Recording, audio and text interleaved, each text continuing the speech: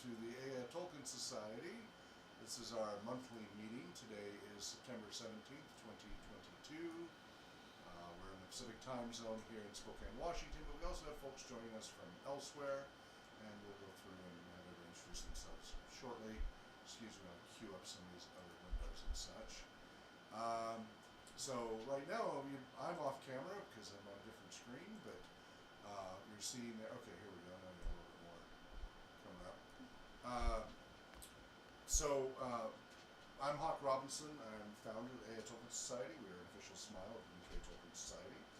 And we meet on the third Saturday of each month, right here in Spokane, Washington. We now meet at the new RPG Community Center at 101 North Stone Street. This is open to the public during these meetings. It's from 1 to 3 p.m. on the third Saturday of each month.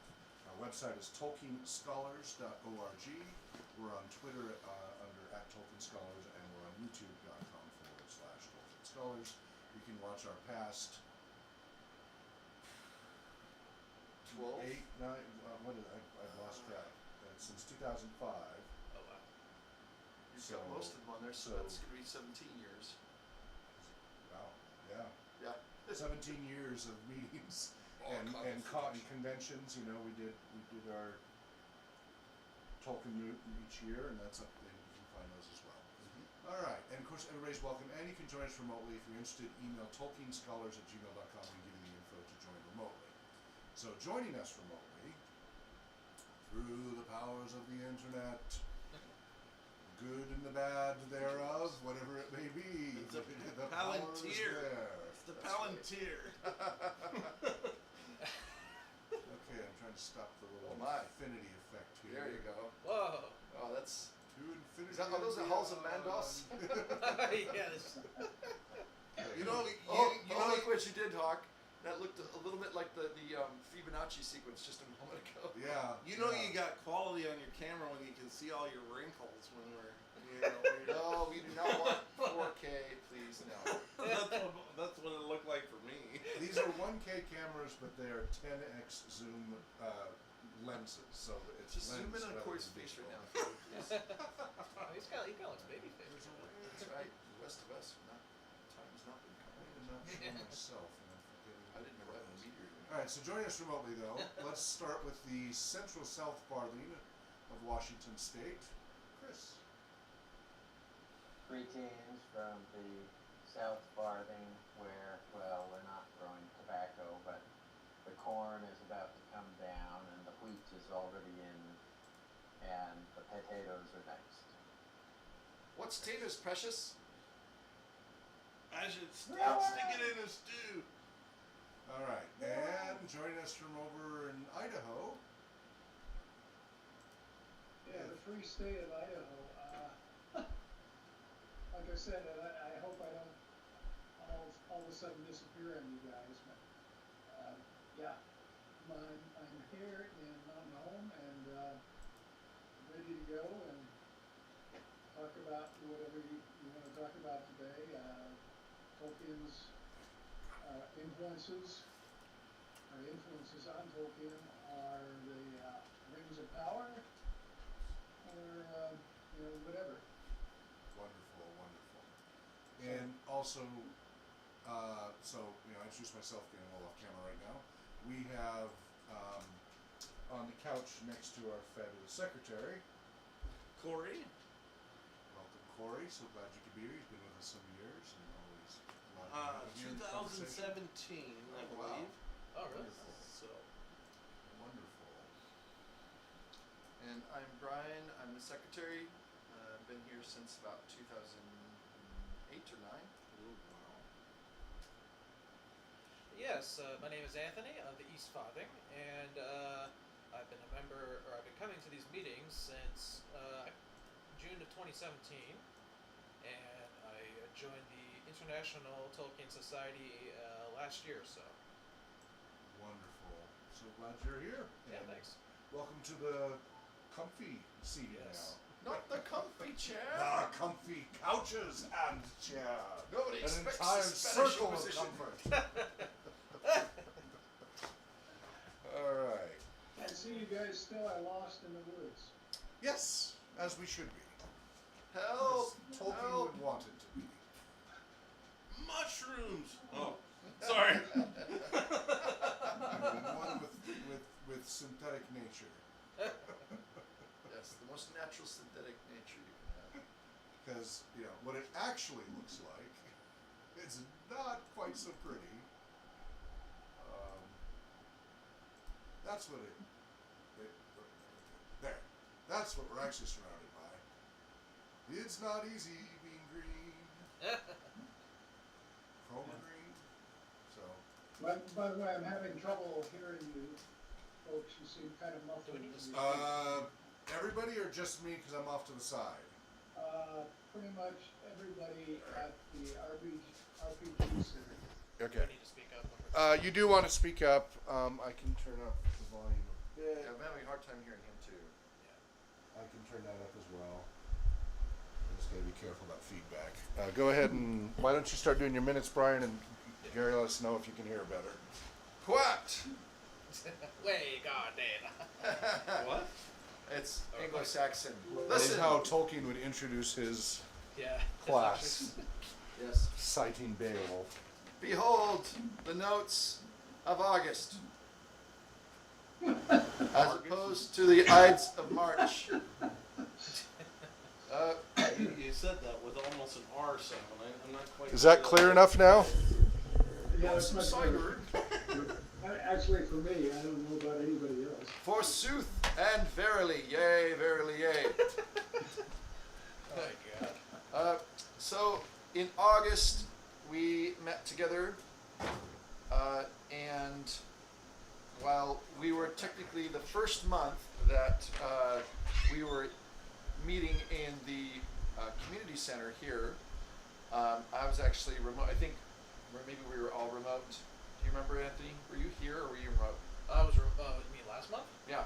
Last month we were all remote. So. Right, that's what I thought.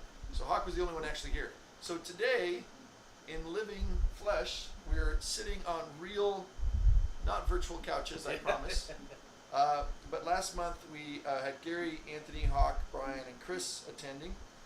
We reviewed July's Tolkien Moot 18, and also the Tolkien Society meeting that was embedded in that. As just a review of that. The role-playing adventure or campaign that weekend for the mini moot was Escape from Numenor. Sounds like something's going to happen in Numenor. Anyway, no, it was a great adventure. Down, down, down, down. Not to Goblin Town. But why this story arc? Well, basically we talked about kind of how it was the 3-year story arc, the rise of Numenorean culture, the golden age of Numenorean culture, and the decline of the Numenorean culture, and talked a little bit about that. Brenton Dickinson, he's a professor from Prince Edward Island, Canada, was a panel discussion guest. He also features as a guest lecturist, I think, or lecturer, I should say, at Signum University. So he knows a fair amount about Tolkien, but he's really more of more of an expert on C.S. Lewis. And since what we've been doing the last couple of, well, really, I guess 6 months or more, for the last year, we've been just to do something interesting, looking at Tolkien and the way in which he connects to other authors. So we started actually with most recent authors, fantasy authors that Tolkien himself influenced or who saw themselves maybe in contrast to Tolkien. Gary, can you hear me? Yeah, I can hear you fine. All right, I've got my teacher voice on. But then we transitioned to Tolkien's peers and those who lived about the same time as him. And so therefore, naturally, we started going through the Inklings, his close group of friends and associates, some of whom were also professors, but included also Jack Lewis's brother, Warney, and I think a doctor at one point, and a couple other people. And so we kind of went through some of the main Inklings. We went through Charles Williams. We're in the forest. We're hearing strange voices. Yeah. Oh my goodness. I think that was the door down below. Yeah. So, yes. Never mind. Carry on. Carry on. That's right. And Dorothy Sayers, and help me out. Charles Williams. Charles Williams, yeah. And then C.S. Lewis was the last one we were focusing on. Yep. And so we paid special attention to that as Dickinson kind of talked about Lewis and Tolkien, and how even their fantasy worlds, in a way, were interconnected. And this was actually attributed to John Garth, the writer, who said that when you really look at how Tolkien was saying, as he tried to create this mythology for Britain, he was placing it in this idea that long, long ago in this world, right? So Middle Earth was like, as it were, a mythic backstory to Earth. Yeah. And and so that was kind of like the premise. Even though it doesn't have any references, it seems like it's a completely different world. It's because of time and all the things that have changed since then. Well, Lewis, he kind of keyed into this as well through things like in The Magician's Nephew, there's a reference to the dust of Atlantis. Not only that, but in the science fiction trilogy, Lewis mentions Numenor. That was not really appreciated by Tolkien, but he kind of tries to, in a sense, connect in, because that's what Lewis did, is he wrote these great stories, but he's often combining and connecting different ideas which might come from various different sources. So Lewis was much more of a mashup kind of creative writer. He was an omnivore, and poor Tolkien, and it was, I couldn't imagine the look of sour plums on his face when Yes. I just can't. Father Christmas and Bacchus in your stories. What are you doing? Yeah. Whereas Middle Earth, it's all about that consistency of the secondary world, right? Yeah. Anyway, it's kind of interesting. We looked at that a little bit, and its connection to Numenor, and then Moot, which is the Tolkien Society's meeting in Britain. That comes in September, so there was reference to that, and to some of the papers that would be presented, some of which were maybe a little bit more on the controversial side. I think there's really only one, but it was kind of more about some kind of, more discussion about woke, alt-right, this, that, everything. But a lot of other papers that were quite interesting too. And then we talked last month about the Rings of Power series, which was upcoming, and gave our final thoughts before it comes out. And then on the notes, it includes the trailer and also the fact that we were going to try to organize a watch party. And so Gary and I showed up and had a great watch. Well, we had a post-watch party discussion is what we had, right, Gary? Right. Actually, it was very interesting. I think people who couldn't attend really missed a lot. Yep. And we had a good discussion after the first two episodes had aired on September the 6th, I Second. think. Yep. Second. Oh, yes, thank you, second. And then also, just a second. Sorry. If it's about the notes, feel free to jump in now. Oh, I was just going If to it's make about it what short. if it's I was about just going to apologize that I haven't been involved in the Oh. watch party because Richard came over and forced me to watch the two episodes because Forced? Are you sure that he my physically bitterness, coerced you? my bitterness. Well, let's remember we are live recording here. I'm just saying, like, when I use the word forced, I was just joking. Joking. I am saying that I was sitting there playing my video game, trying to ignore it while he watched the rest of it. So, anyways, for some of you, you may not understand my bitterness, but I did not care for some of the We can talk about that when we get world building. I'm sorry, that's too far off. It's That's just not where I it's wanted to go. okay, Corey. It's okay. okay. But just a second, Gary. So two quick things. We're really glad you're back. Mm. And secondly, there was absolutely no requirement for anyone to watch a watch party at all. We will later on, of course, come back to this topic, and we would love to hear everybody's opinion. So each of us can say how we reacted to that. But we're going to save that if you don't mind. for a Yeah, little well, later. I just wanted to say I wanted to be involved in the watch party, but I just had so much stuff on my Sure. No problem. I plate. wasn't able to either. Yeah, I couldn't wanted either. to and I couldn't make it. Yep. Lots of people had other obligations, Yeah. so you weren't the only one. Gary, you had something to say? I was just gonna say, if this friend of Corey's came over, did he hold a gun to your head and make you watch it? He was saying it tongue in cheek. I was saying it in tongue in cheek because I've been really hesitant about wanting to watch it. Yeah, we'll talk about that later. Yeah. Was it the left cheek or the right cheek? Okay. Okay, thank you. Also, last month we talked. Hawk made a reference to the book by John Cleese that had just come out, a book on creativity, and the creative process is often easier when you have people with which you can gather and brainstorm and bounce ideas off. And so he was making a connection with the Inklings process. Right. We really wouldn't have a Lord of the Rings without the Right. Inklings. Or probably even like much of maybe the Numenor Yep. part. I mean, Yep. there's a lot there that is because of conversations with others Exactly. that their creativity is inspired. Yes, so that's interesting. Sean Marchese also is leaving the Prince and Cody podcast, and that's a great Tolkien-focused.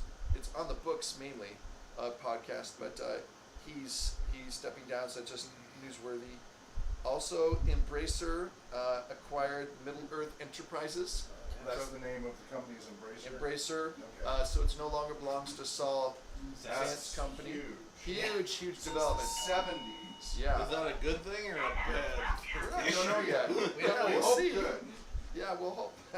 Is it a Swedish company? Yes. Yes, it is Yeah.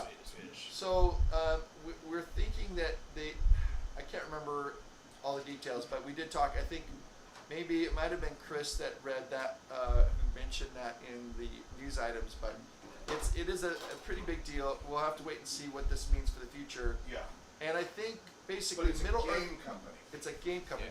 Yeah. Middle Yeah, Earth. my initial thoughts are that it is going to be a net positive. I think so. I Yeah. think so. Yeah. And Well, the One Ring role playing game. Middle Earth- That's a Swedish yes. game company. Middle Earth Enterprises, which licenses all of the merchandising and Okay, yogurt. games and really everything aside from the books and the movies, right?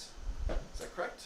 No, okay. So Middle Earth Enterprises was everything to do with the Lord of the Rings and the Hobbit. Yeah.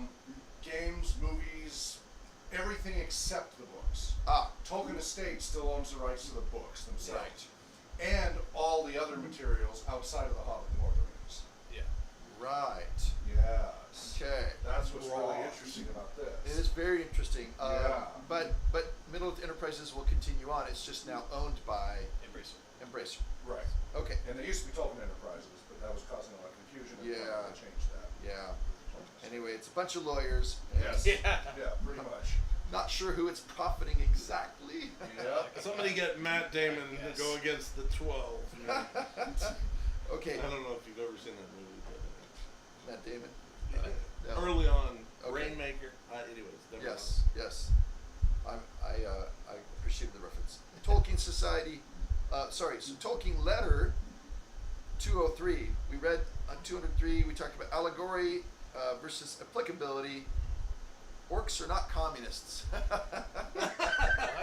That's for but sure. they could be if they wanted to. I Only think that was. Sauron or Morgoth said they could. That's right. It's more fascist. I don't know, when the line After goes, watching episode 3, I'm not so sure. you know that line where they decide to kill the other guys and they're like, meat's on the table. I don't know, that's a pretty, Yeah, meat's back on the menu, boys. I believe what Tolkien was referring to here is that it was not a one-to-one correspondence like, aha, Yeah. the Tolkien Code. Right. Orcs are therefore communists. Right, Yes. yeah. And the elves are Because he free blended enterprise, capitalists or something. Yeah. Okay. No, yeah, he's saying it's not this to this. can you imagine an orc free enter? Okay. So we read Tolkien Letter 204, and this regarded problems with place names for the Swedish translation of Lord of the Rings. Oh, yeah. For a moment, I just had a picture in my mind of the Swedish chef trying to read, The Hobbit, right? In a hole there lived a Hobbit. Yeah. Hurdy flirty hurdy hurdy. That's funny. Okay, that is not true Swedish. I apologize to all Swedish people listening. Yeah, don't worry, I'm Norwegian. Oh yes. Well, I'm a Norwegian too, which is why I'm sorry, not sorry for making those comments. All those nasty jokes we know you carry around with you. Well, the Swedes and the Norwegians have an ancient rivalry. So, anyway, interesting that Tolkien abbreviated the Lord of the Rings LR in his letters, Yeah, I've noticed that. whereas we tend to go with LOTR, Yeah. which was really popularized from the movies onward. Yeah. I remember pre-movies, I don't think I ever used LOTR. Would you use LR or something? No, I never used LR either. I would just call it Lord of the Rings. Well, the appendices called it LR. Ah, but I mean, like when we'd be talking about things, right? I don't know, in the 80s and 90s, I just called it Lord of the Rings because it's only 4 syllables. Yeah. It felt- okay, so and then it talked about the need for a name index and a guide for translation because Tolkien was really torqued at the some of the choices that had been made as usual. Number 10, transition from peers of Tolkien to the direct influences on j.r.r. Tolkien, and a decision was made to make a chronological list to be generated as a Google document. Anthony to create. Thank you, Anthony, Alrighty, for great. creating it. There you Yes. go. Well, you helped me. You helped me too. I've added a few minor Modifications. modifications. And to finish with that, if we could export a copy into PDF Yeah. and a doc Yeah, and put it up on the website. that's a good idea. Just gotta. I guess keep going until like contemporary times, unless you want to stop it. Oh yeah. No, I think. Yeah. I think influence is on him. Okay, we'll talk about that later on as Yeah. well. Okay, so and then so next month the decision was made last month that what we would focus on if we have time today is ancient influences. So basically BC or BCE, whichever way you prefer to use that chronology. So basically ancient sources on Tolkien, and then really moving forward in time up to Tolkien's day. And Hawk has a great book which really chronicles. He's still looking for it, I think. Well, I'm still at the house still as part of my Tolkien collection. Well, but we don't need it today. But it's all about the 1800s. A lot of those writers. I think it does have quite a few of them, doesn't it? Are you talking with The Lord Dunsany book. It's got several of those. yeah. Before Tolkien, I think it's called. Yeah. Isn't it? Yeah. Yeah. And then 10 finally, before Tolkien. our next meeting will be on Saturday, September 17 at 1 p.m. Neither 12 nor 2. 3 is way out. And here we are. And there we go. 1, 5, my lord. 1, 3. Oh, I never get that right. Right. 3 is Holy when we acronym. head out. Yes. Those are the notes. Thank you very much. Yeah, Mr. Secretary. Hey! May the hair on your toes never fall out. Hasn't yet. And may you always have a pint. Glad that the receding hairline does not extend to my toes. Okay. So, now then, Now then, What's I next? think we're all quite, the elephant in the room is the series. Oh, the boy. Rings of Power. Yeah. So, I have not seen episode 4 yet, but somebody downstairs was just sharing with me their experience of it. right. I've seen Are you wanting us not to give any spoilers then? No, let's just give a disclaimer to everybody else. We're going to discuss spoilers. Everybody okay with that? Yeah, Yeah, I haven't watched episode 4 either, but it's okay. You Yeah. can And I- discuss Gary, are you okay? You've seen all the episodes? Yeah, I watched all 4 and, Okay. yeah, and I emailed this morning. So I just we said will- spoilers. We will opine, so warning, spoilers. Yes. We're going to discuss everything up to episode 4 at this point. I really feel like at this. And other things that would spoil potentially Well, what yes, we're going. So. exactly. Yeah. His main question downstairs was, that vision in the Palantir. Oh, hold on. Oh yeah. Okay. Nope. Ooh, No, wait. all right. I Sorry, haven't seen it, so I don't it's know. okay. What I want to do is I want to start with this in a Start at the Hobbit beginning. fashion, Start at properly the and very in order. beginning. Very good place to start. Yes. I suggest that we first just go around. Okay. And so that those of us who like to talk a lot, which would like to be me, don't kind of take over the conversation. All right. Everybody needs to give a out of 10 Okay. of the parts you've seen so far. Okay. How do you feel about that? So 10 is best. 10 is best. Like 10 is like Tolkien himself. Actually, it wouldn't have to be supervised. It just be Tolkien would. Yes, it'd be like it couldn't get any better. He It was would like cheer 10 it on episodes. himself. The Angels were strong arming the writers at Amazon. One, kind of thing. one would be down there with what the Beatles wanted to do. Do you remember the Beatles version? Oh yeah. Yeah. Where Ringo's like, Yeah. hey, let's have a version where we have... Take the Yellow Submarine, Nowhere yeah, Man. And I won't get into the details since we want to keep this a Directed by family-friendly Stanley show. Kubrick. Yes. This is a family-friendly slash fiction, basically. Yeah. Okay, so let's all go around. I'm going to start with our esteemed people on the in the ether. So let's begin with Gary, our most venerable and wisest of all the hobbits. Probably the eldest, but not most venerable or wisest, I don't think. This whole thing with the Rings of Power has been surrounded by all kinds of influences, and people have got very strong opinions, apparently one way or the other. One thing that I do see, though, is there's a thing called fan baiting. Are you guys familiar with that? Fan No. baby?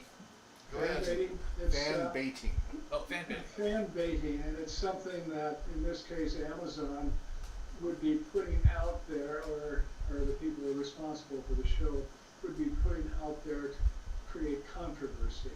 And it's certainly something we've seen on Facebook and probably other social media. I also notice that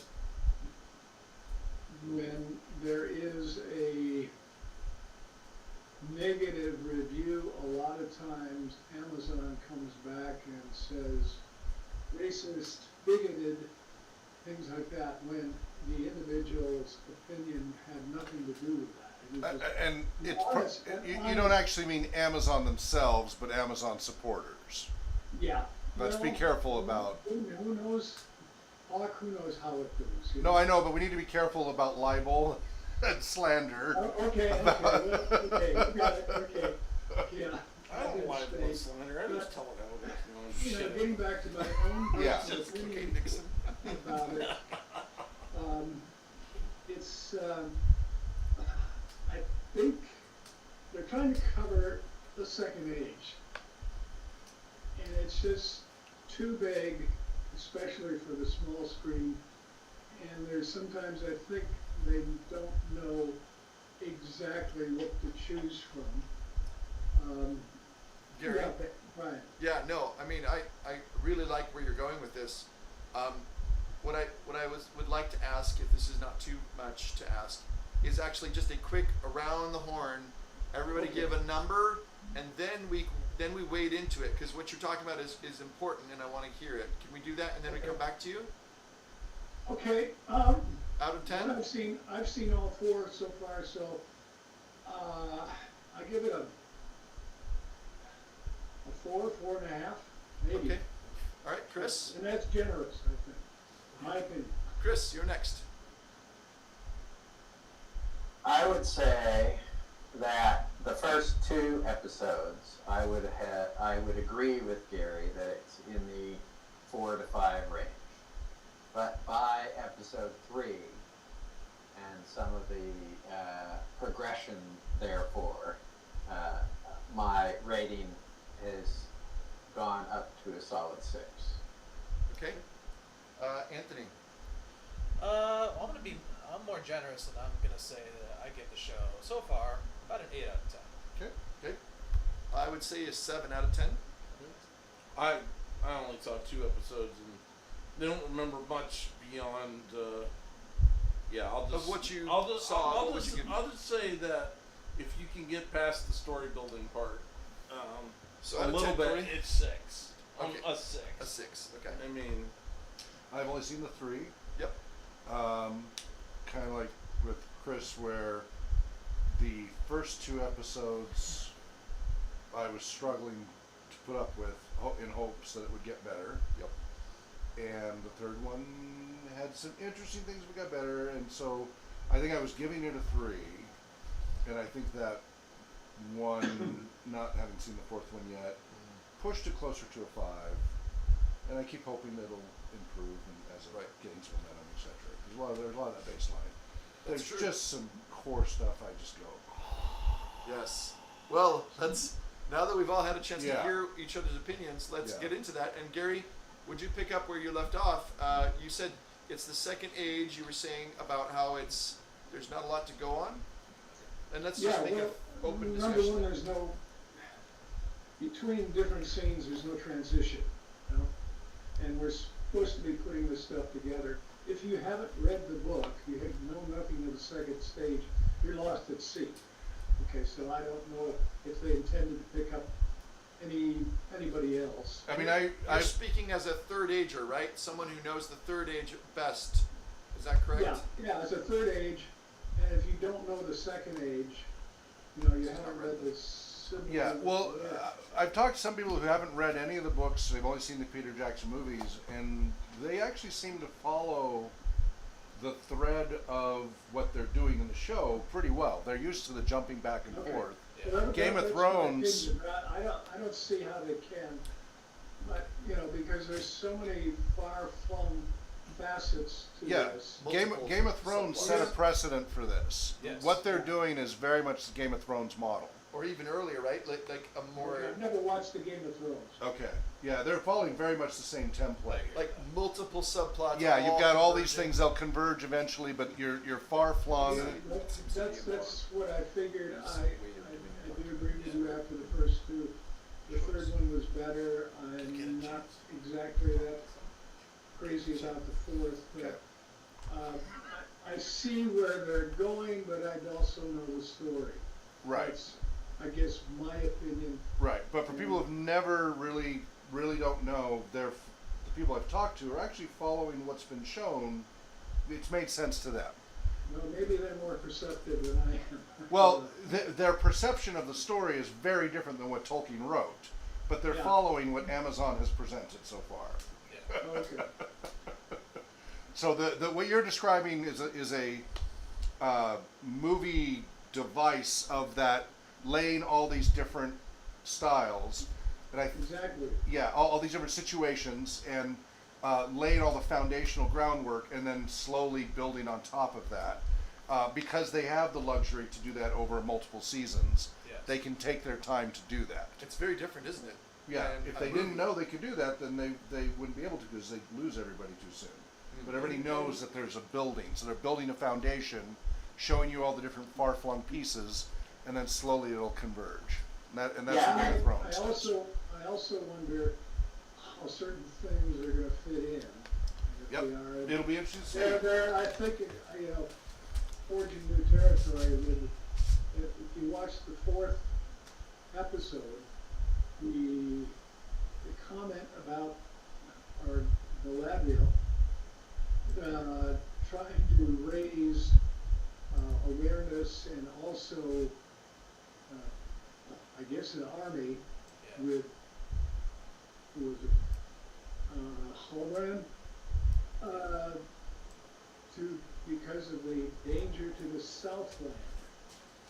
And I don't remember that being a concern at all, you know, before Sauron, took over Mordor. if we get a chance, It just kind of confused me. Anyway, that's what I'm looking at right now. Hawk? I have a little bit of an itemized list. Yeah, I think we kind of need to. Yeah, This because is otherwise it's too broad. huge. It is. So. So the little things that I just went, what? Okay, go ahead. Let's hear it. I'm thinking plot, character, or setting, because I Exactly. see Well, three it's gonna. categories. So, the setting, Yeah. I think they're doing okay. I think as far as setting the tone of this scope Yeah. and the flavor of Tolkien's world, I think they're doing okay in the setting. I would agree. Just okay. No, I mean they're doing all right. When Hawk says okay, it means Yeah, that's okay. Understated, right? I see. I like the little snippets with the two trees and all of that, Yeah. Laurelin and Telperion. there's some gorgeous visuals. Oh, that was, yeah. So, Yeah. setting-wise, I think they're doing well. Plot is going to take time to see where they're really going to go with it. Yeah. And that's to be expected. That's the style they're taking, so I have a wait and see on that. Yeah, wait and see. So, character. Okay. Yeah, let's talk about That's that. where I'm just and also why they made certain character plot choices already that I just think. Well, and which plot choices? I will. I'll get to that. No. Which plot choices change who a character is? Exactly, change everything. And then which plot choices are really just creative license? Sure, which is fine. Some of those I. Can we so I'm make going to itemize. I'm laying the foundation here. the Faramir factor is kind of like one of those things, yes? Like when you Okay, look so I back, haven't seen the 4th episode. No. Oh, I'm right. talking- Yeah, no. Well, so I was going to say the Yeah. Frodo offering his ring to the Nazgul That's what I'm talking about. is a plot-breaking situation. That's not Yeah. artistic license. That Exactly. breaks the whole story. Snaps it. Snaps it. Right. The weakest moment, I think, in Jackson's trilogy. I agree. You know, so here, okay, they decided to make Galadriel more of a warrior type, like kick butt warrior type, Yeah. than I ever got the impression in the books from. Not that she was hopeless in any way, but she wasn't really the warrior type. That was her, you know, she had relatives and all of that who were more that. Okay. Have they, I don't, because again I haven't seen the 4th episode, did they just completely ignore the kinslaying? Yes. They- Okay. There is a hint of it, right? I was looking I think for that. so. I waited for a hint of it. Okay, there is that scene in the first show That's fine. where in the very first episode, it's that kind of huge time compression of saying war with Morgoth. Yeah. And it doesn't name Beleriand, although interestingly enough, it wasn't because they didn't have the rights to it, because later in the 4th episode, it actually mentions Beleriand. Yes. Okay. So that's Spoiler interesting alert. to me. Well, I Spoiler mean, alert. yeah. But back to your question, there is a scene, if you go back to the first episode, where there are elvish bodies Yes. floating in the water with like a spear through it. And those weren't orcs. Those I were don't elvish. think that was referring to 'Cause Morgoth. I didn't see burning ships and stuff. That's what I expected to see was burning ships. Well, that's for the true. kinslaying. Although it could be a Beleriand reference, couldn't it? Probably, yeah. I thought it The was flooding of that. I thought that was just I thought one there of was the a many snippet of dialogue one of the somewhere Morgoth that battles mentions the of them kinslaying. being slaughtered. Wasn't Yeah, burning I ships, it think could have been I think it's dumpster safe to say that they, in terms of what Because they don't have the rights to for the kinslaying. Galadriel, her entire reason for refusing to return to to Valinor, Yeah. was because when the kinslaying happened, they said, "Turn back now, or you will never be allowed to come back."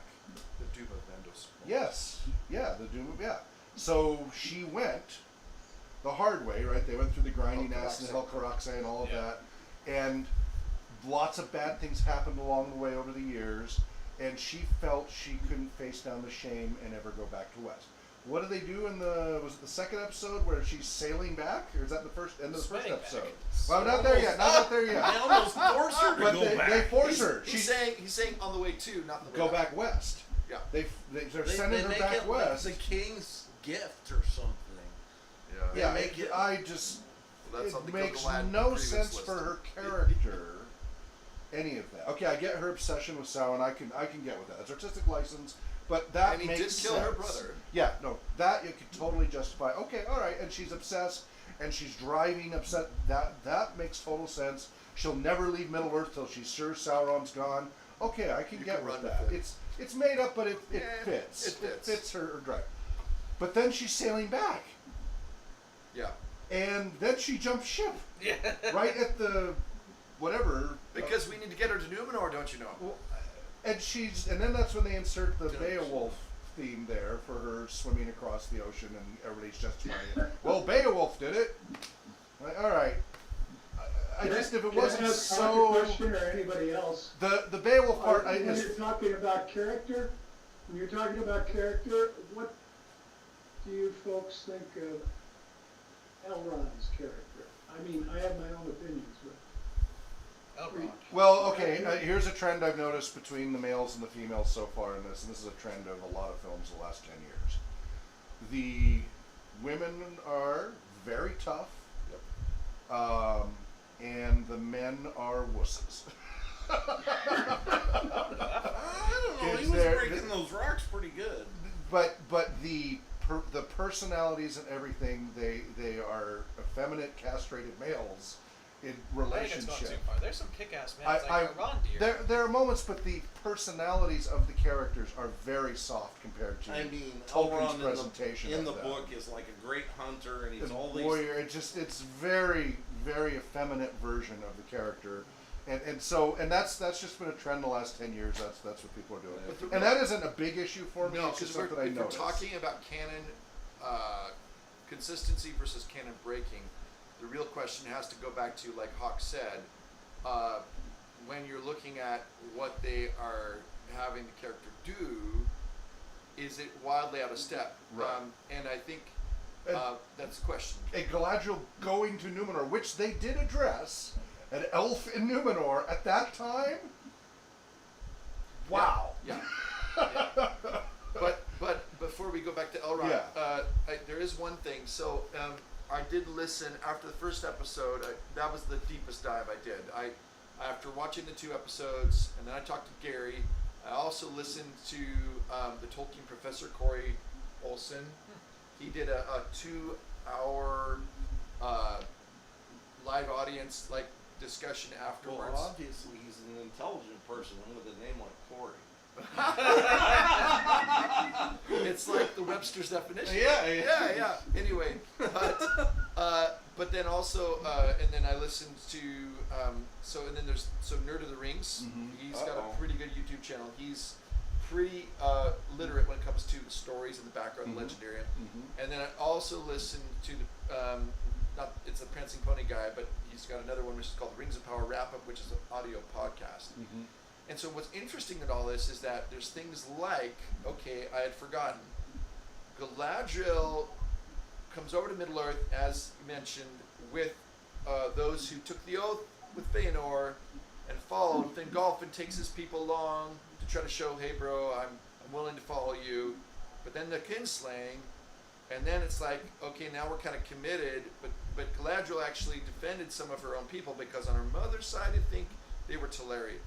But when they go up along the strand, along the mountains of Valinor towards Helcaraxe, this is, that you get the point where Feanor basically sails across, and then instead of coming back for them, he burns the ships. Right.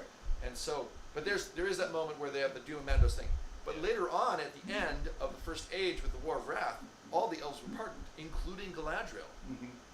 So But she she actually didn't forgive could herself. have come. She didn't forgive herself. That was made very clear over and over. She didn't feel she could go Really? back. I mean, that was my memory of it. Is Yeah. why What don't was you her go back? motive? They kept saying to her, "Why don't you come back? You've been forgiven." No, I can't. I still have to do. I can't. There's I a can't, kind I of can't. pride It was in- an internal. Well, and they. There's a they kind said, of "Is it pride and shame. It was There's a- shame. It was yes, shame. it was shame. But They would shame say it was and pride. She said it was shame shame. and pride are not two separate things Right. in that way. Because in some ways, what she's saying is, I know way better than this guy who just pardoned me that I should never have to go back. Well, it's not even about though knowing better. It's that she isn't yet able to forgive herself. Well, She hasn't been able to forgive it's herself. still a fine, someone pride else forgives thing. you, So, you forgive in my yourself, opinion. yeah. So the motivation, either from the point of view of she wouldn't go back to Valinor if this was offered because she wasn't ready, because of a sense of, like in the show, it's like unresolved purpose. Your point being there is shame and a sense of like, no, I can't, I participated in this, I am an exile. Yeah. Or maybe other reasons, Sure. all would maybe make us think, well, why would she ever agree to coming across? Well, how about vengeance? Yeah, that Well, too. there was all that too, and Yeah. it's finally in the end of the Lord of the Rings. She finally says, "Okay, I've done what I'm supposed to do. Sauron is finally really banished. I can finally forgive myself and go west." Yeah. Right? That was a big deal that she finally was willing to go west. As she said to Frodo, and as she said, towards the end of it, she finally was able to let herself do it. Yeah, I definitely, this is encouraging me, I think this is a good thing, to encourages us to go back to the text, go back and see that, because I think this is a layer that I've missed. I've always thought that the references I can tell in the stories is that Galadriel, she goes east to Middle-earth because all along she's been blessed with the gifts of rulership. She wants a realm of her own. Lothlorien is the outworking of her own not a domination kind of, you know, Sauron type of wet place, but that she wants to have authority. And she was known as being man-hearted. I think the nickname that her father gave her in Valinor before going over had to do with the fact that she was Tough. not a badass, because No. that comes with its own associations, but certainly someone who probably could swing a sword. Sure. As I said, I didn't really have any trouble wrestling. I'm like, okay, I could see that. It's a little bit of a trope. Yeah, but, yeah, but they're- maybe Galadriel, it's not quite as a stretch. Yeah. Unless, of course, all the women are this way. I can't remember because I have to be honest. Some days I get something, but Morgoth. I think Morgoth. There was a point at which Morgoth. I think he appealed to Fëanor. Maybe it wasn't Fëanor, but one I think he convinced, was it Fingolfin, who was talking about all this realm of Middle Earth that was unsettled.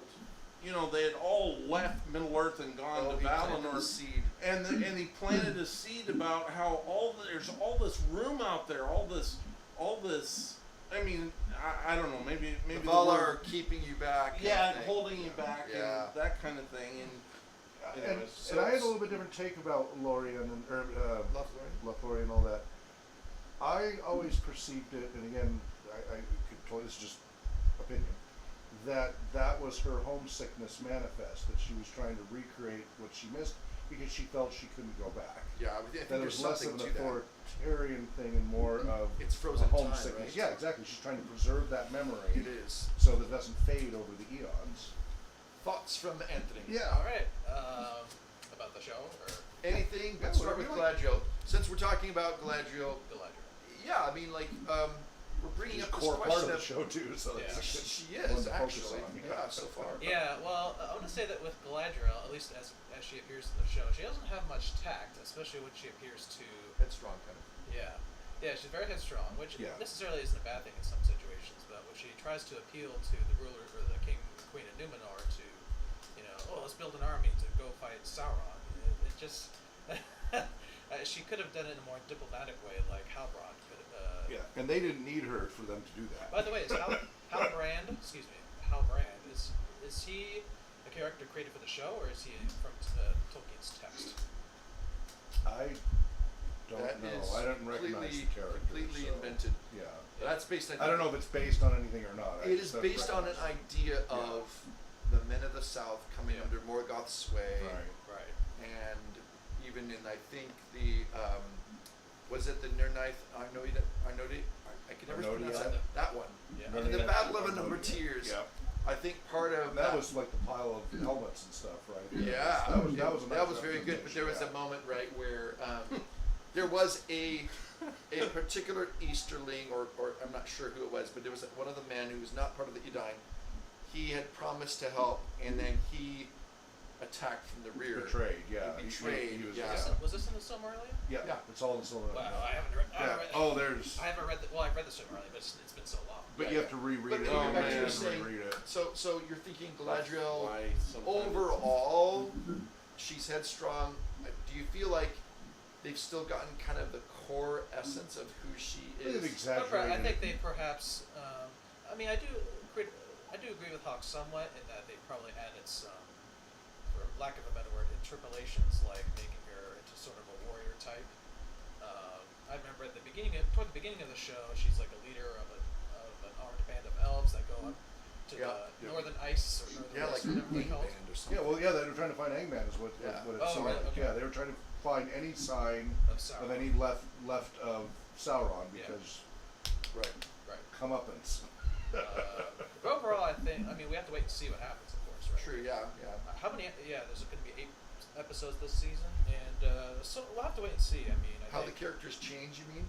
Kind of Yes. like over time. Yeah, I hope she grows and changes. I hope that they're not flat characters. I feel- I hope they're dynamic. I feel like Elrond will change a great deal Hope so. in this I hope 5-year so. arc. I mean, literally 5 years. Yeah. And so I am hopeful it'll also grow his hair out, but yeah. elvish mullets, Mullet. But I would say the thing is, guys, I'm probably not as purist as you guys when Yeah. it comes to Tolkien, but nor am I purist when it comes to Peter Jackson's trilogy, because I think that There's a lot of that too. I think I try to take a more moderate position and try to see this. Kind of its own merits, kind of. Yes. Thank you for finishing my sentence. I Sorry. guess. It's okay. And so yeah, so I give it an 8 out of 10, mainly just for the presentation of it. Okay. But I subtract 2 points just because there's just a lot of unresolved questions I have about this, like the stranger, for example. Like, who the heck is the stranger? You know, the one that falls in the meteor and meets the Harfoots. Oh yeah. Well, everybody's got I've got ideas. I've got ideas. Oh, yeah. come on. Everybody's got ideas. How many want to make a bet it's Gandalf? I'll bet you money right here Or, and now that or it's Saruman. Gandalf. That's my guess. Saruman. I'm calling it right now. But yeah, one of the Istari. Yeah. Blue Wizard. Blue No, Wizard. it doesn't. It makes sense that that would be his first But contact Gandalf with, was the fire hobbits. wizard, right? with the hobbits. That Yeah, would could be make Gandalf. sense. That's They're keeping it deliberately. Wait, I vague. thought Yeah. Gandalf didn't show up until the Third Age. According to Okay, the book. that's interesting. Exactly. Yeah. But I don't want to cut you Yeah. off. That's okay. So go ahead. I'm used to it. Well, I just say Saruman only because, well, he kind of looks like Saruman for one, at least as played by Christopher Lee. But that's not really the main reason. I think the main reason is Saruman was the first to appear in Middle Earth, and I thought he had some sort of affinity with hobbits, at least initially, and with all growing things before Gandalf appeared. Really? Yeah. Well, I mean, Gandalf does say that before his mind became about gears and wheels and metal. He used to be. Yeah, that's true. He had more of a thing. Yeah. Right. So that's sort of my It's possible. I don't know. The way he held those fireflies looked a lot like that moth Yeah, from the well, movie. I think they've done a good job about making the fans wonder. I think that is well done to Yes. make a little mystery there. Everybody's conjecturing and trying to figure it out, and Yeah. everybody thinks they're certain because of these clues and hints, and so well done on Yeah. that. But I want to say, Yes. I like Oh, yeah. their solution for the proto-hobbits. I'm okay with that. Like, we researched heavily early prototypes of hobbits, early Third Age, because they didn't just like come up out of the ground. like dwarves. They came from the east as a roaming. Yeah, literally. That's true. So I'm actually okay with how they've explained how hobbits existed early, but nobody knew it because they were so good at hiding. yeah. Which fits what Tolkien said and everything else. And so that was, yes, artistic license, but it fit well with the setting and the universe and the flavor. And so Yeah. I felt pretty good about that. Yeah. I- Because Everybody's gone around. Do I get a? I mean, I only saw two episodes, but I do think that there is some of the world building that's a little bit. The amalgamation is creating a very muddy background for which to. Because the problem is that on the map, you know where everything's at. If you know what you're Tolkien and what you're reading, you know where everything is. But when I watch it, it's like I don't know, because it feels like, oh, this is from the Third Age, this is from the First Age, this is from the Second Age, and I don't know. I feel like I don't know. I enjoy it from the standpoint that there's a lot of things that even if it's Gandalf falling out of the sky, that's not gonna ruin it for me. But the Galadriel, I do think, is a little simplistic. They need to they didn't put enough tones to her character. I hope over time that improves. Right, but she doesn't exactly marry the most exciting guy in the world. And I just find it interesting that Elrond is more of a diplomat than he is a warrior I think, which has been brought up, because he yeah. And then I don't know. So there's a lot of things that water monsters aren't exactly a thing that Tolkien had any real heavy. I'm not saying it's bad. He mentioned I'm it not saying obliquely it's a lot. bad. No, but he left lots of hooks for that. I didn't have any problem with They that. call them fish serpents, something or other. There's that. Yeah, he some left kind a of lot reference of to room for But that. swimming in that dress is. I wonder how she survived it all. Yeah. Yeah. Anyways, Well, and everybody just cites, well, Yeah, the swimming thing Beowulf. is the most ridiculous part. And it's just so Now, out there. why isn't she running in high heels too? There was I another mean, there that was another sounds about cringeworthy moment. I don't know if you guys remember this, but remember the scene where Galadriel and Elendil are riding to the Lore Tower, whatever it's called. There's like a shot of Galadriel just smiling as she's like riding on the beach. I thought that was just sort of cringeworthy for some reason. Really? Yeah. Interesting. Okay. Because she's always, well, at least in the show, she's all very Very serious. pretty and serious. Doer. Yeah, very serious. Well, Yeah. that's the thing is that the elves are supposed to be able to be, on the one hand, Party animals at the Very same time as serious. Yeah. and then also be able to have this great joy. La So la la, tra la la la. Chris Cooperstein, I don't think has shared his opinion Uh-oh, yet. I'm sorry. Please, The Chris. greatest of all. I have not. Yeah, I'm surprised that Elrond's being diplomat, but the character development of him having to go find an army of builders to build the forge I'm assuming this forge is going to involve the rings then. And then the whole interplay with his long lost relationship with the dwarfs. That was a very good scene for me. You like the dwarves, Chris? That's in episode 4. Yes. And 3 and 4 both have.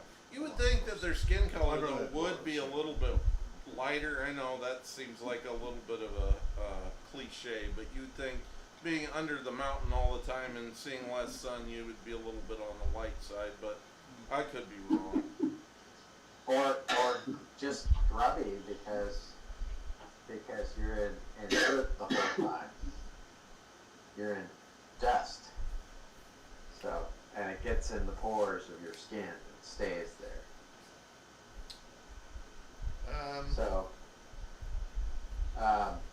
yes, I liked that interplay. I think that interplay was done very well and sets up the kind of the long-term relationship between the dwarfs and the elves. Yeah.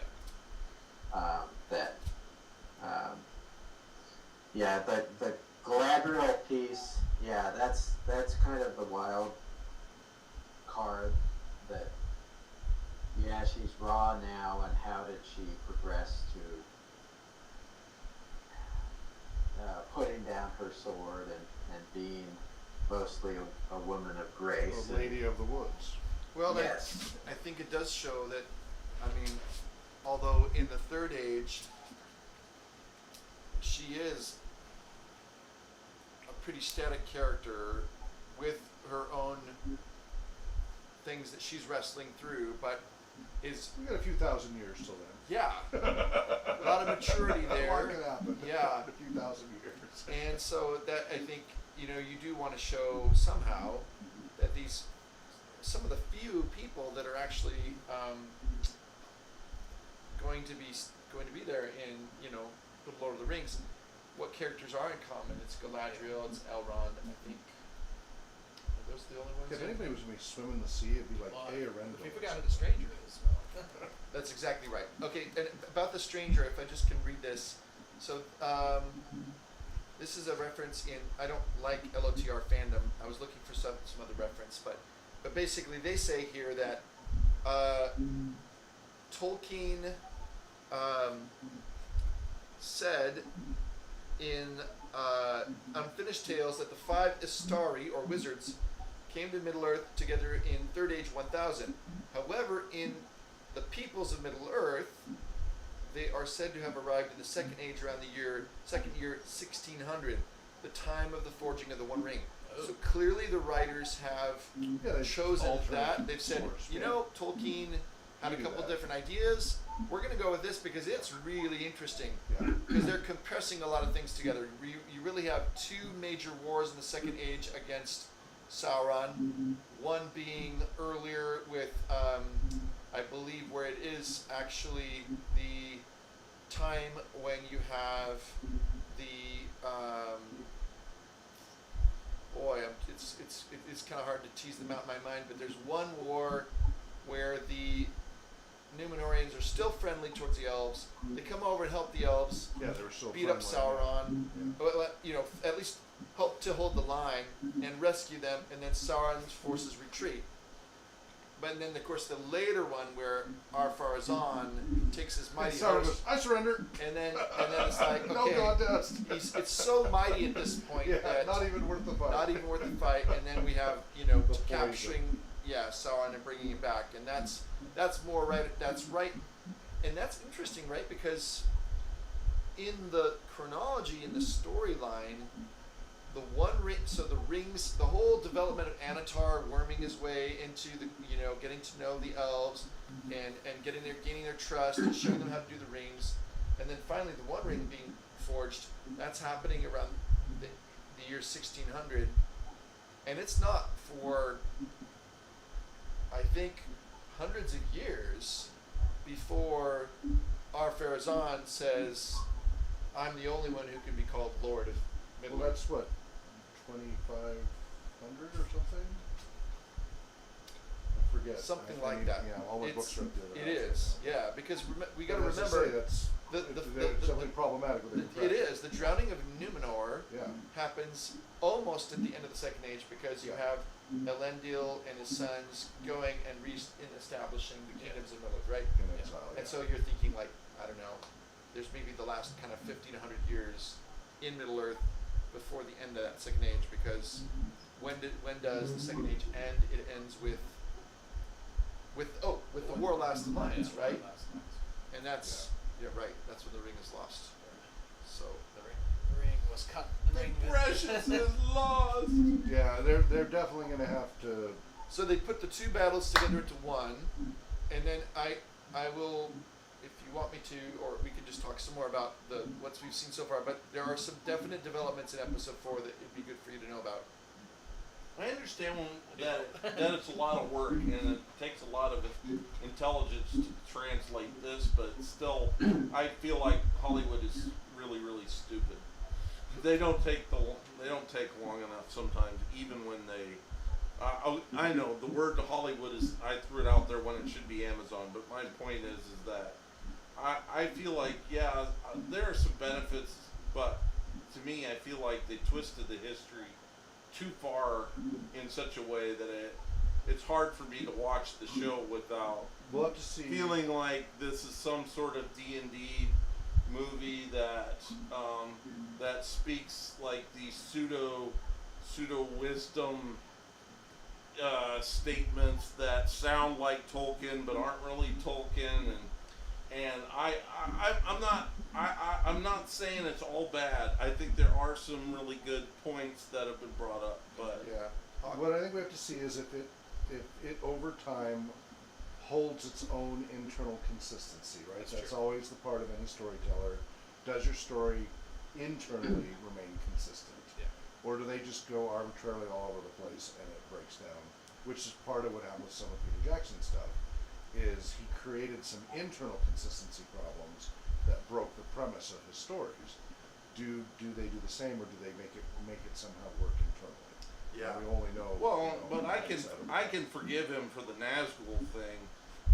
There's some stuff at the very beginning of this Rings of Power that I'm having a hard time swallowing, and so I don't know. It might take me a couple episodes. I might maybe, but right now I'm still having a hard time with some of the. What did you think of their presentation of Numenor? I was impressed. Me too. I felt like they did Numenor well. It's always hard to do the elves well. One pet peeve. What is Just it? go and go finish it, but I got one pet peeve. Well, okay, just I guess in a nutshell, I feel like in showing us what they show us of Numenor, not looking at plot, just like setting, Mhm. this is supposed to show us a seafaring culture that has been blessed, ennobled. The architecture is great. I love kind of that little nod or hint towards what Minas Tirith will become, Yeah. with that And the huge- Argonauts and all of that. Yep, Yep. yep. They've got a lot of that. Because if Gondor is meant to reflect An echo something of the past glory, Right. then the original needs to be pretty awesome. And Yeah. I think, wow, it's almost Mediterranean in its feel, Yeah. but I thought that's okay with me because it works. Maybe a little and it's further south. What was that other island in the Mediterranean that was very famous seafaring? Help me here, somebody. Not it wasn't the Greeks. It was the other island. Phoenicians. Not the Phoenicians. Not Malta? Are you talking about the Minoan Islands? Minoans. The Minoan. Oh, And Crete. I felt it had a little bit of a Minoan flavor to it, which nice. was not a bad No, that's great. application. Oh, That's a good interesting. catch. I hadn't thought of that. Yeah, because Crete is in an island, right? Yeah. Yeah, because they were a major seafaring. For sure. For how small they were at Yes. an immense effect. Yes. No, I think So, I'd everybody like to see stand up, more. please. Like to see more. We wouldn't stand mind up? briefly standing up. Yes. What's this? Why are we gonna hold Stand hands? over here, please. See how tall everybody is? Now we shall dance the sprinkle ring. So, is everybody there? Where are we supposed to Okay, start? just all here. Okay. All right. So, for the sake of others there, I've shrunk down 6'7". Average height, 5'9", 5'10" or so. Tolkien went on at length in all the stories about the tall men of Westerness. I would be average short height for these tall men. Oh, wow. Everybody there was freaking short or barely average. No, I didn't. Little Yeah. pet peeve, but they were not the tall of Westerness at all. And I was like, that was like their key physical defining thing. Was, they had their age and everything But else. isn't that movie They making couldn't tradition? cast a bunch of tall people. Isn't They that had movie? Rohirrim and Peter Jackson and Well, stuff. that's true. Yeah. I just, Yeah, and while that may be true, or at least an illusion.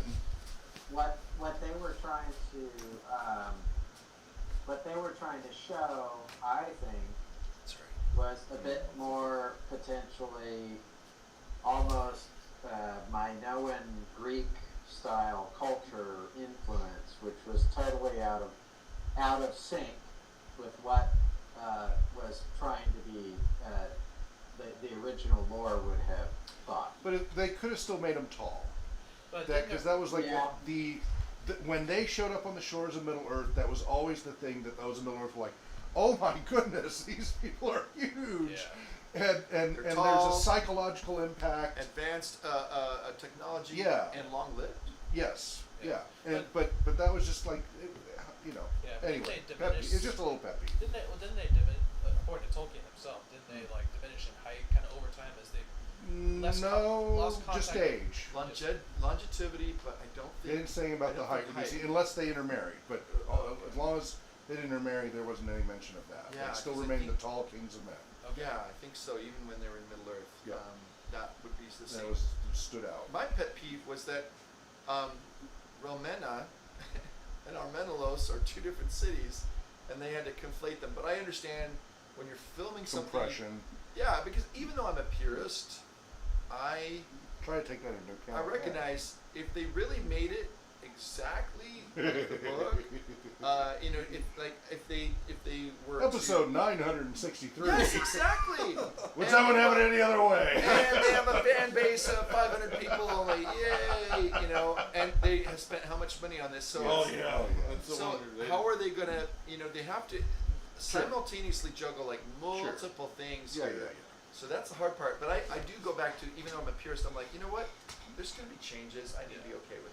My question is, what proportion of fans watching this show are like true purists like you guys? Who knows? I would Who knows? guess much less than 50%. Must yeah. Yeah.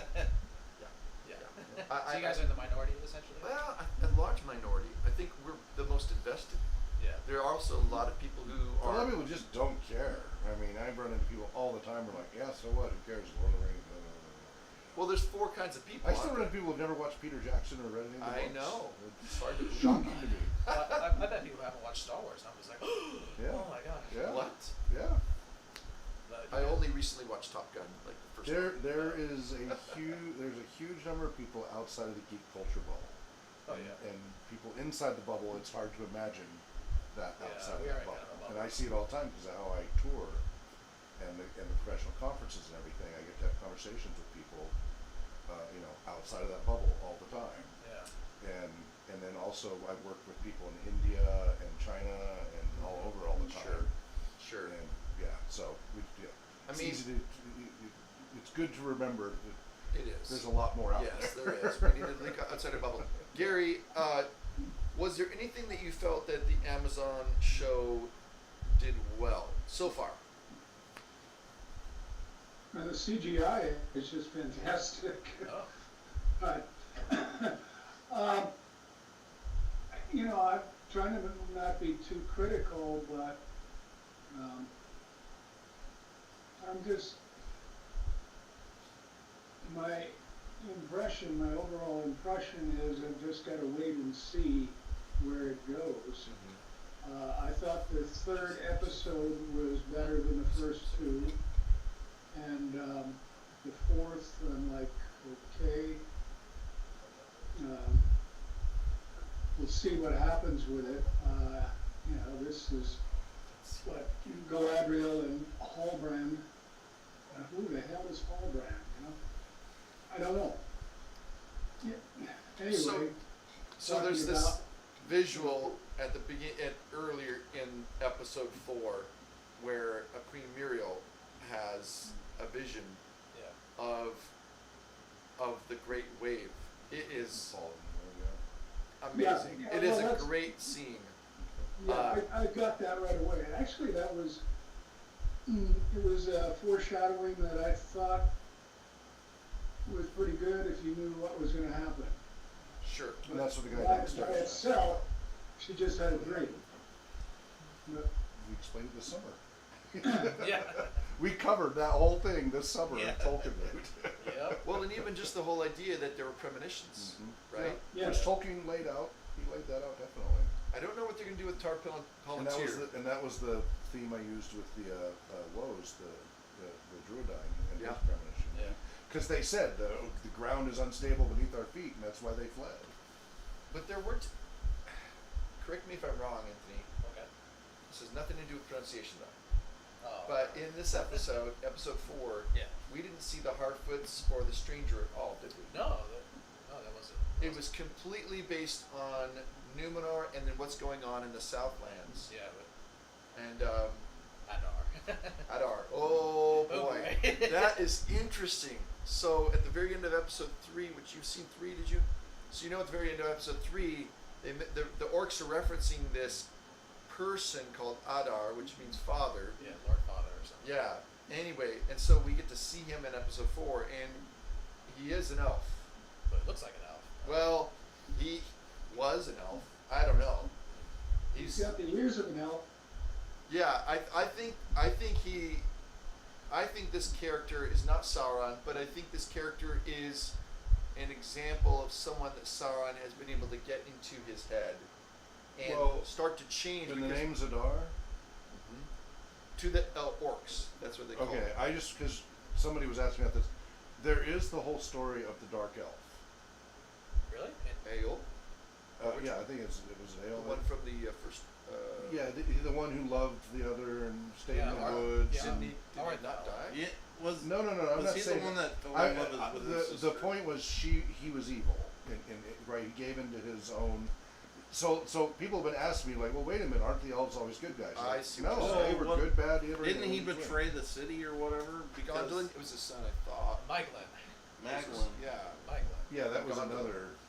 yeah. That was another Yeah. one. You're just referring to him as an example As of an example of an elf. elves who are not good guys. Yeah. Yeah, there's also the Avari, which I think means the unwilling. These Yeah. were elves who. But that didn't mean they were evil. They just never had seen the light That's true, and stuff. yeah. That's all that Yeah, meant. but they were also called dark elves, weren't they? Right. Well, Yeah. that was because they'd never seen the light. Well, That's there what was it an means. implication that some of the Yeah. dark elves were turned into orcs. That was It what wasn't. happened. Wasn't specific to the. Yeah, it dark was elves. because- but because- it's most likely that those are the ones that he used, possibly. Because they'd never seen, and he tortured them into. Well, that's one of the 3 theories that Tolkien Yeah, put there's more out than there. one, right? It He, could be he orcs, never, there could he be never elves, specified. could be humans. Yeah. He threw them out there as different But possibilities. it's popular now to take Jackson's view of the idea that orcs are essentially elves. I mean, the Correct. twisted version of elves. Is that what Jackson? No, Yes. Well, Yes. they were kinds that came out Two of towers. pods. In the two towers, Saruman says when he's breeding his army that what the orcs were formerly elves Yeah. that were twisted. What are the Uruk-hai coming out of the ground? But What's then Tolkien's response That to was that. breeded. That was they Yeah. said it was goblin men and something else. Yeah, they were breeding men with orcs. Yeah. He was using some Uruk-hai. sort of alchemy or whatever to make But it. Tolkien said, well, that's what Saruman's rumor was, that's what this rumor, and Tolkien explicitly, it was intentionally saying, but those are not definitive. Exactly. Because I don't think Tolkien had decided. He wanted to leave it And up. he left it intentionally that way, very because he's explicitly. trying to help us to see also. Sometimes Yeah. he doesn't give us The the rumors. But the comment was always that the enemy can only imitate; he cannot Create. create. So Correct. that was the reason why he Right. needed the dark elves to become. I understand. because- These are all the arguments people use. That's great. It's important to remember what That is- Tolkien said about, Yep. well, it could be. Right. Could be. And so going along, I mean, I'm definitely one of the legitimate possibilities that Tolkien allowed for in his storylines was that these were twisted elves. Yeah. It makes it all the more Who interesting. were captured in turn. Yeah. Because you have here a very interesting plot device, I think. Because here you have that Sauron, in his ambition to create Mordor. Well, his followers. Yeah. I mean, remember, Sauron was originally part of the Ainur before he decided Yeah. to be bound to Ea, Yeah. and was just one of the many Ainur that were around. And he decided when the tension built between Morgoth and the others to side with Morgoth. Yeah. He wasn't automatically evil in any way or shape or form. It was just a faction. Yeah. And over time, as the self-interest got stronger and that tension built and the bitterness and her feelings and all of that became these quote-unquote evil Sure. entities. Yeah, so it's anybody who And then he's driven able by to kind that. of sway under his dominion. Yeah. And those who hadn't seen the light of the two trees would be the most willing, although we can see how he also But we gets, saw even those from the Noldor Valinor turned. he gets them, although more deceived, I would say. Sure, With sure. the Noldor. But their pride from there was easier to manipulate. In episode 4, it shows the orc that died, and it shows Adar kind of finishing him off, Yeah. kind of a mercy killing. But they take off of his chest. Did you notice that? They took off something. I can't remember. What It was the chainmail with, there's that kind of Green Man emblem on Arondir? I think so. Yeah, I think so. That was off the orc. Oh. To me, that said that he was using Sylvan elves to create the orcs. Oh. I think if you go back and watch it again, Oh. that's within the show what they're kind of suggesting. And maybe they're calling Adar. And the Sylvans had stayed fractured, right? They stayed out of the wars Yeah. mostly. Yeah. So they would have been the most Well, weren't vulnerable. the Sylvans the ones that didn't cross over? Well, there were many Correct. groups. They were They one were of the part many of the group groups, that yes. would have been under Thingol, but did not cross the mountains, Right. and they basically didn't follow him all the Yeah. way.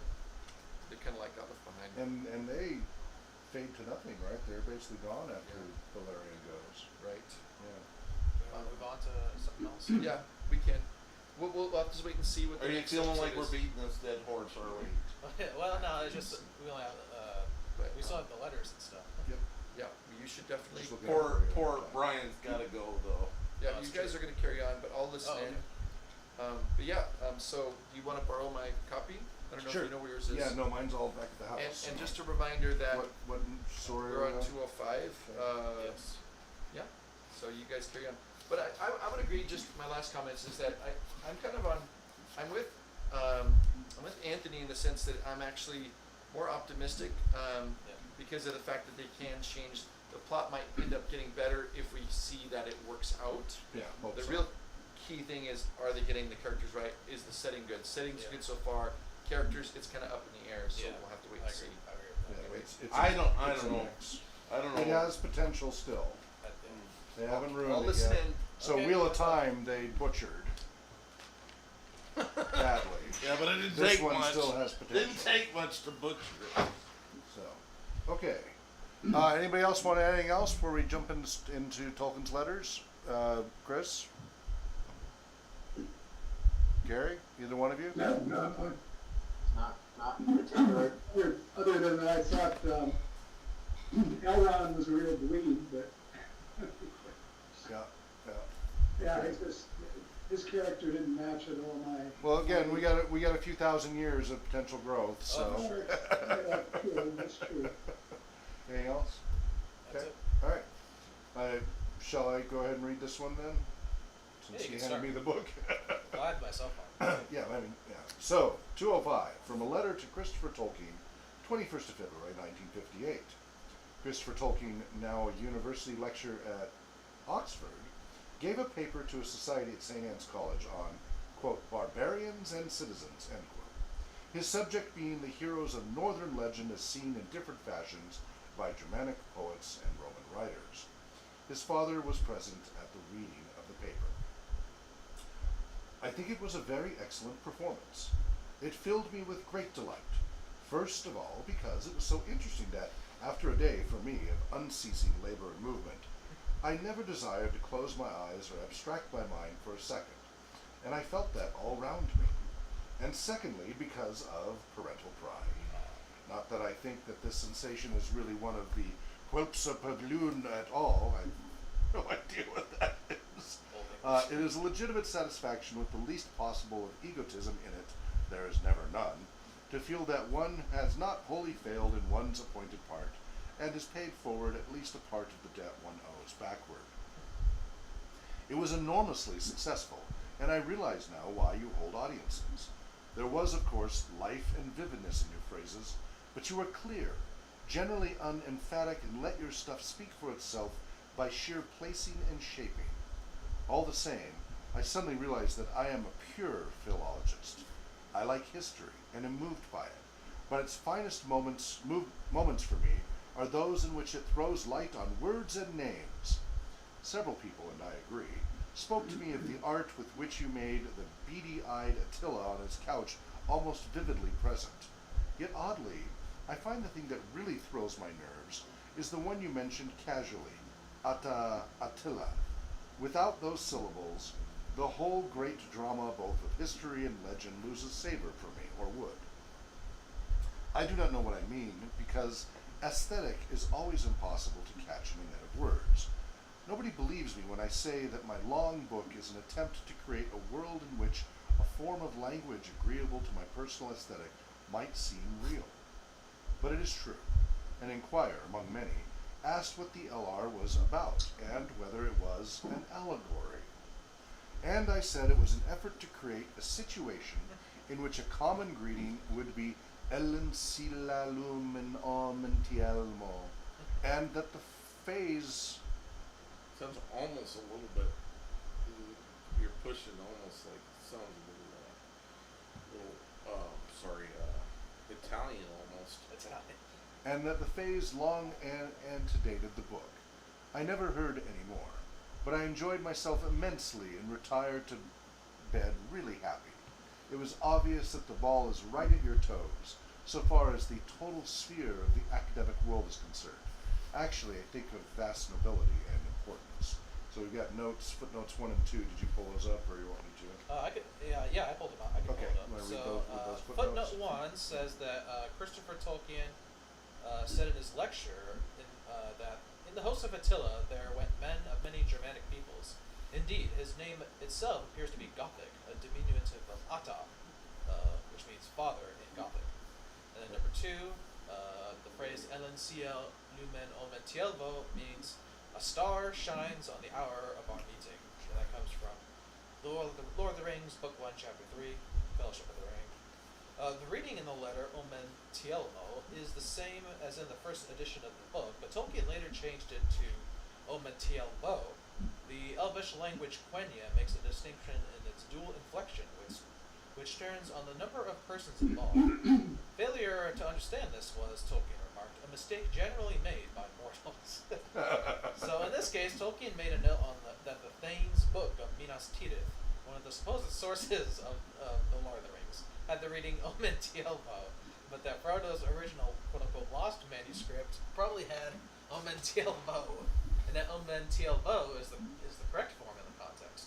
The Valentine paperback edition of The Lord of the Rings has the erroneous reading, O Mentiel Mo. Sounds That's like great. so much detail over one word. I love it. Yeah. Okay, your thoughts and comments, Gary? Well, he's proud of his kid. Yeah. And I think Christopher probably knew the subject matter very well. I like the premise for, looking at the barbarians from two aspects. And I didn't hear the lecture, but from the prospect of the Germans or wherever they were from, and the prospect of the Romans would be quite a bit different. So yeah, I think it was probably a very interesting lecture, and I could see that besides being the parent of the lecturer, that maybe Tolkien was apparently suitably impressed. I'm sure of it. Chris? So I'm looking at Christopher's kind of his time. So it looks like after the war he settled in to take English at Bachelor of Arts in 1949 at Oxford, and then Bachelor of Letters a few years later. So here we are, and he has followed in his father's footsteps and is now a full professor. But unlike his father, somehow he got out of it by 1975. So after his father died in 1973, he moved to the French countryside and retired, if you will, to his books and letters. So it's interesting to see that he's happy where he's at, and I wonder how long that happiness lasted. Gary, Chris, are you talking about j.r.r. Tolkien or Christopher Tolkien? I'm talking about Christopher Tolkien. Oh, okay. And his professorship, so he probably wouldn't have been a lecturer for very long when this letter had come out.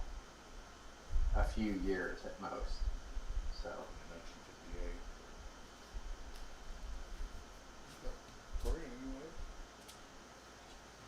I just, yeah, with that much language in your head, it's kind of like those people who are really good at, what is it called, style of writing, where they're reading signs as they're driving down the road and they're pointing out all the, I just, every time Tolkien talks about language, it's like, he just seems to be very narrow sometimes when it comes to that kind of stuff. I mean, I'm glad that his son was, I'm glad he was proud of that, but I just think it's hilarious that he kind of hooks onto the language part and kind of forgets the rest. Yeah, as he said, the pure philologist in him. Yeah. I don't know how you would live with that, because being a philologist is not exactly a normal set of preoccupations. So, it's kind of like if you had a focus on water, and every time you looked around the corner, you were always thinking about the viscous nature of water or something. Every time you look at a pool, A physicist. well, no, I'm not talking about a physicist. I'm talking about like something more narrow, where it would drive everybody else nuts. But Like Tolkienology? well, Tolkienology. There's a lot of Tolkien people out there. It's not that narrow, but Tolkien's work sometimes, like, This level of Tolkien interest is pretty narrow. This is a pretty Yeah. worldwide. This is that's why we're having to make sure we have internet access and all that, because it's not a huge number that are interested in this level of detail. Yeah, but you're not like criticizing people at a McDonald's over the what's on the the way they put the letters on the menu. There's people out there that that their interest is, what's the word I'm trying to think of? Style, letter Pedantic? style, huh? Being No, that letters, style of letters. The Font? way. Yeah, font. I watched a video about a bunch of guys who were interested in font. And it's a really narrow, Sure. really narrow subject. But these guys are like, they were sitting around joking around about, oh yeah, I saw a sign the other day. There's no way they should have it that close. The S should not be that tall. And you're sitting there and you're going, why are these So, guys very laughing esoteric about interest. this? Yeah, and I feel like also, like, philology, I mean, is philology taught that much anymore at universities? It's hard to find. My brother, my younger brother, his focus is on like Latin and Spanish history and philosophy Oh, interesting. and philology. Oh, The history and evolution of Spanish language and culture. yeah. And his theses have been on like some obscure 18th century Spanish philosopher or whatever that is important in that academic way, Maybe not so but nobody else, so Yeah. and so he spent years and years and years in Spain and Morocco and all through Central and all parts of Central and South America, and his children, his wife's from Mexico and all that stuff. He's immersed in that culture. Yeah. And now he's a professional translator. He helps professionals learn English and stuff like Yeah. that. But that's a very esoteric, Yeah, very like specific. Obscurantus. Yeah, Almost. exactly. And that's fine. I mean, Yeah. luckily, some of those, at least in the first world, have the luxury for such things. That's true. Yeah. We're lucky. What's that? We're pretty lucky. We are. We're I'm very just fortunate that saying way. it could go to the point of distraction. You could be, you could be sitting in the movie theater, and you're supposed to be enjoying some romance scene, but you're so focused on, the color of the shoes or something, that are set off in the corner and Sure, it happens. I don't know. I'm not saying, maybe there's still debate about whether or not he had Asperger's or what it was that he was. But Tolkien, it's amazing the combination of his youth and his natural abilities. Those two things. I don't know what it was like for his son. What kind of a life that was like. Because of the way Tolkien was kind of, he wasn't quite a hermit, but he did tend to be kind of inwardly focused quite often, and so I've always wondered what it was like, whether, Tolkien's father had, would he have thrown around the baseball if he had been an American, His father was a bank manager in Bloemfontein, South Africa. Yeah. When he died. Arthur So Tolkien. yeah, so he might have been, very much an accountant type. Who knows? Yeah. Well, anyways, It I'm was a sorry. different time. It was a I very feel different like time in the I'm 1800s, getting yeah. way off track Yeah. with this letter. Okay. Do we want to any other topics we want to talk about, or we want to just go on to the next letter? I don't think we got enough time to talk about the influences. Yeah, we gotta So, talk about yeah, that. let's go to the next letter, I guess. Oh, okay. That's my opinion. Okay. The influences, we can make a whole Yeah. thing itself. We spent a lot of time on the series, so we can do that next session then. Okay. Okay. Who would like to read that? You want to read that one? 206, yeah. Great. Okay. From letter 206, from a letter to Rainer Unwin, April 8th, 1958. At the end of March 1958, Tolkien visited Holland at the invitation of the Rotterdam booksellers Voorhof on Dietrich. His traveling expenses were paid by Allen and Unwin. He attended a Hobbit dinner at which he gave a speech. One item on the menu was maggot soup, an intended allusion to Farmer Maggot's mushrooms in The Lord of the Rings. Sounds good. That does not sound appetizing. No, that's delicious. Mushroom soup, well. Maggot soup. Oh, maggot soup. Yeah. Since I had the Tolkien writes, since I had the remarkable and in the event extremely enjoyable experience in Holland by the generosity of Allen and Unwin, I think some kind of report would be proper. I've had time to simmer down a bit and recover some sense of proportion. The incense was thick and very heady, and the kindness overwhelming. My journey was very comfortable, and the reservations magnificent. The outward boat was packed, and the train from Liverpool Street went in 2 pods. I arrived in cold mist and drizzle, but by the time I had found my way to Rotterdam, the sun was shining, and it remained so for 2 days. Boter of Voorhof and Dietrich was waving Lord of the Rings, and so easy to pick out of the crowd, but I did not fit his expectations, as he confessed after dinner. My quote-unquote build-up by letter had been too successful, and he was looking for something much smaller and more shy and hobbit-like. I thought he was charming and intelligent, but he was still a little upset about the hilarity caused by maggot soup on the menu. It was, of course, mushroom soup, but he said he would not have chosen the name if he had known all the names of the English varmints. I met a representative of Het Spectrum, and I'll get to that later, and saw a good deal of the depressing world of ruined and half-rebuilt Rotterdam. I think it is largely the breach between this comfortless world with its gigantic and largely dehumanized reconstruction and the natural and ancestral tastes of the Dutch that has, as it seems, made them, in Rotterdam, especially almost intoxicated with hobbits. It was almost entirely of hobbits that they spoke. At 5:30 on Friday, I faced quite a large concourse in an assembly hall. Apparently over 200 largely ordinary people had paid to be present, and many had been turned away. Professor Harting was even more astonished than I was. The dinner was certainly abundant and prolonged, the latter because the speeches were interleaved between the courses. In the event, they were all in English, in all but one quite sensible, if one deducts the high pitch of the eulogy, which was rather embarrassing. The exception was a lunatic psychologue, but the able chairman held him to 5 minutes. My final reply was, I hope, adequate, and was, I believe, audible, but I need not dwell on it. It was partly a parody of Bilbo's speech in Chapter 1 of The Fellowship of the Ring. In this home of smoking, I like less of you, half of you less. Pipeweed seems especially to have caught on. There were clay pipes on the table and large jars of tobacco, provided, I believe, by the firm of Van Rossum. The walls were decorated with Van Rossum posters overprinted pipeweed for hobbits. In 3 qualities, Long Bottom Leaf, Old Toby, and Southern Star. V. Rossum has since sent me pipes and tobacco. That was a favorite thing. I carried off one of the posters. You might like to see it. I cannot thank you enough for providing me with a short but memorable expedition, the only one I am likely to get after all out of my leave, and for gently pressing me to go.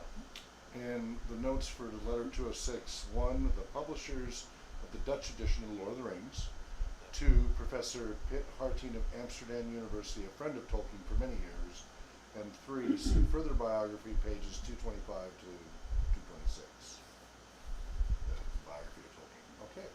Comments? Derek? I thought it was interesting, I'm a history buff too, but when he said, when he was talking about the fascination of the Dutch to the hobbits, was his reference to Rotterdam, and that was half rebuilt Rotterdam, and that was 13 years after the war. Yeah. I thought that was very interesting. And of course, he received a great reception. He saw, all these people just loved his work, so he was pretty happy about it. That's what I took away. Chris? Nothing like a Amsterdam or Rotterdam professor being upstaged by a Brit. And the surprise, because normally these things are supposed to be sleepy and full of stodgy professors, and all of a sudden you have a populace among you. A populace? I'm sorry, maybe I'm a little bit dense. What is that? Well, so the type of people there being 200 largely ordinary people, Oh. as opposed to the regular crowd of professors that they would probably normally speak to. Yeah. Okay.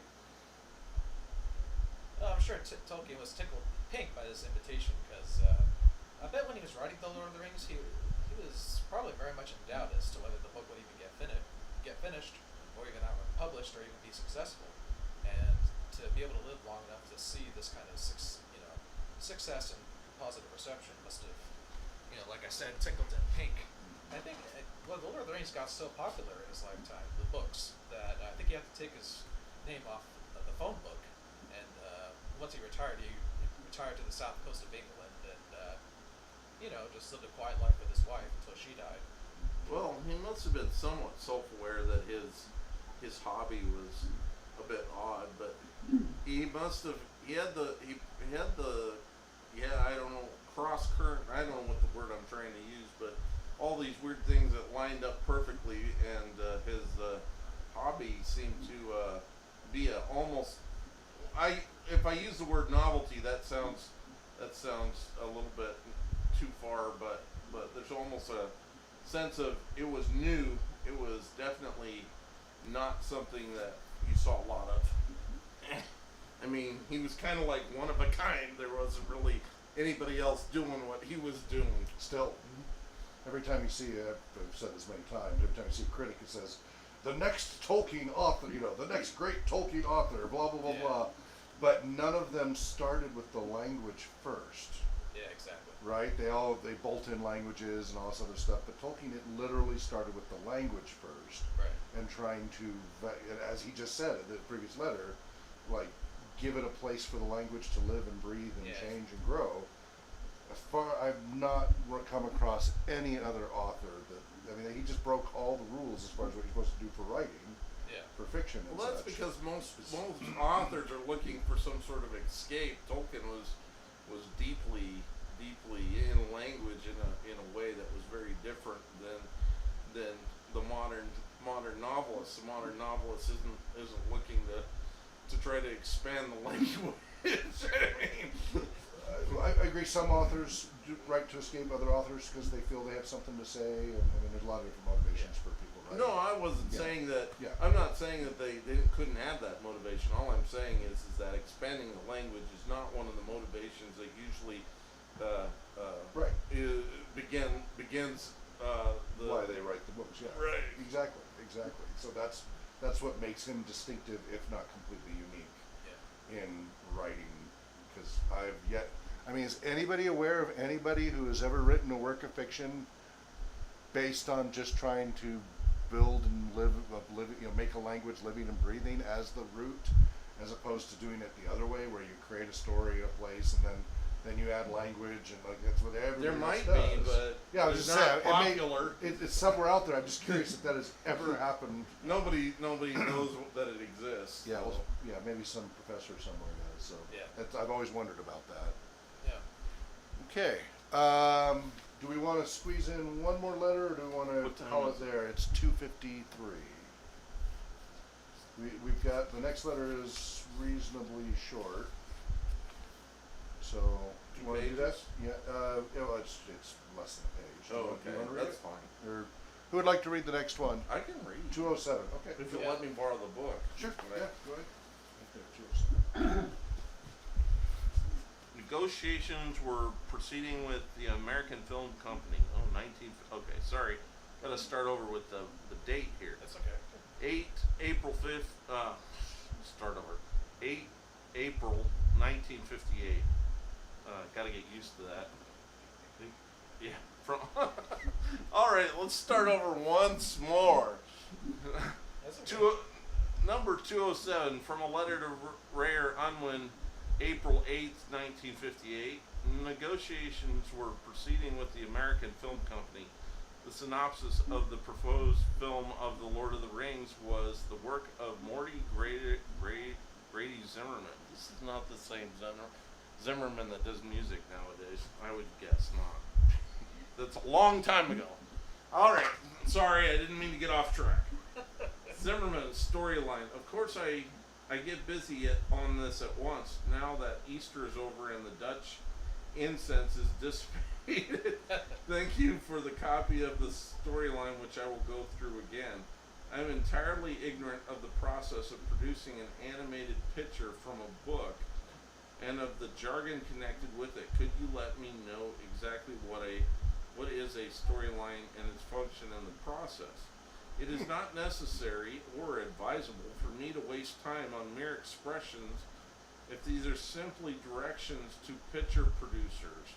But this document, as it stands, is sufficient to give me grave anxiety about the actual dialogue that I suppose will be used.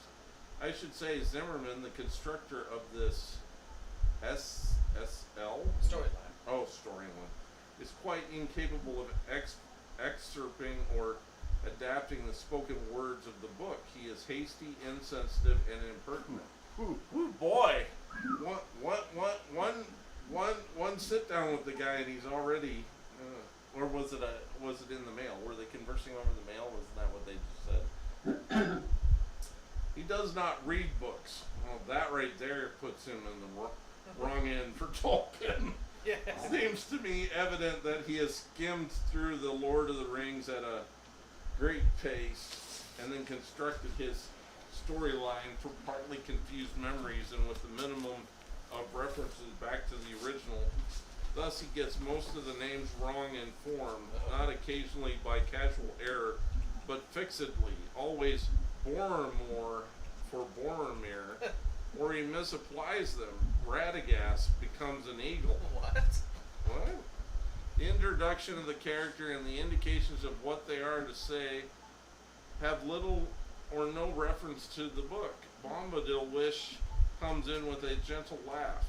I feel very unhappy about the extreme silliness and incompetence of Z. He doesn't even use his whole name. Yeah, right. And his complete lack of respect for the original. It seems willfully wrong without discernible technical reasons at nearly every point.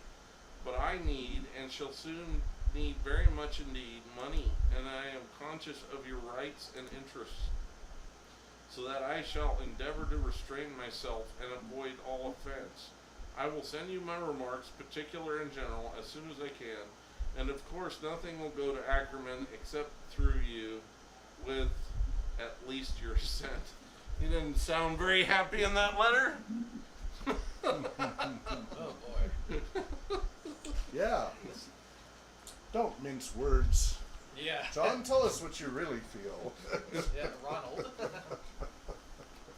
Ronald. Gary, comments on that? It sounds like Zimmerman was a typical Hollywood type. Oh, for sure. Even if he wasn't based in Hollywood, but I think at that time he might have been. I keep wondering, because I think the first Lord of the Rings was animated, because they didn't have all the technology to really do it justice to the full screen. Yep. Yep. I just don't know when it came about. I mean, some of you probably saw it. I never did. I mean, I saw the 70s and early 80s animated ones, the Hobbit and the Return of the King cartoons. Yeah, so it's almost 20 years Yeah. between this overture to start a movie. Yeah, United. He was going to have United Artists do it and backed out. Like there were multiple Yeah. efforts that never got far The enough. Beatles. Yep. Yep. Anything else you want to add, Chris? I think his distaste for Disney is showing again. Yeah. Yeah, and as much as we, there are definitely things to criticize about this new show. I'm sure Whole that other these level. proposals would have been far, far worse if if these have gone through and been produced. Because this agent or whatever he is, I mean, Yeah. he's messing up, conflating names and giving names to other characters, and so. Great. Court? Oh, I just think it's funny that how many times did he? I don't know. He could. I don't don't know. He sure could be rough with people when he needed to be as polite as he. Man, I don't know. I feel like his Bilbo's comments where he gets done praising all the hobbits and then he makes a statement and all the hobbits are like, what? Was that meant to be an insult or compliment? Kind of sounds like Tolkien made sure that he didn't have any room to anyways, boy, if you didn't know what he felt, boy, then you weren't paying attention very well. Okay, well, great. So we'll see all of you in a month, the third Saturday of October. So that's going to be October 15th. Will be our next session from 1 to 3 p.m. Again, if you're here in the greater Spokane area, you can get out here during that time. We're now at the RPG Community Center at 101 North Stone Street in East Central Spokane. So people are welcome.